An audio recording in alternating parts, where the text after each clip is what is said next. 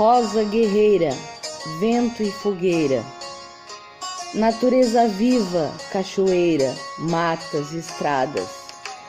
Seguir em frente, sentir o vento, o aroma da rosa, da bela cigana que baila ao redor da fogueira, que tremula pelas imagens em suas chamas. Quem sabe, sem pensamento me chama, sintonia, que mistérios traz nesse olhar, com segredos de uma genética milenar. Me faz sonhar, querer viver para aprender, crescer, ser luz, florescer.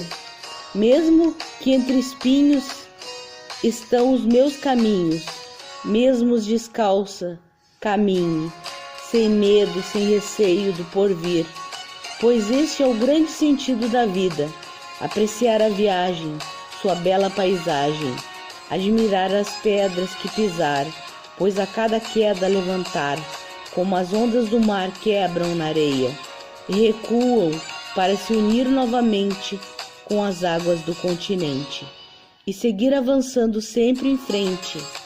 A rosa sente o beijo que nunca foi dado, o abraço apertado que nunca foi sentido, só querido.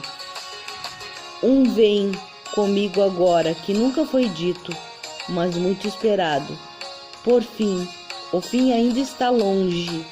O vento tremula a fogueira, rosa guerreira. Eu sou.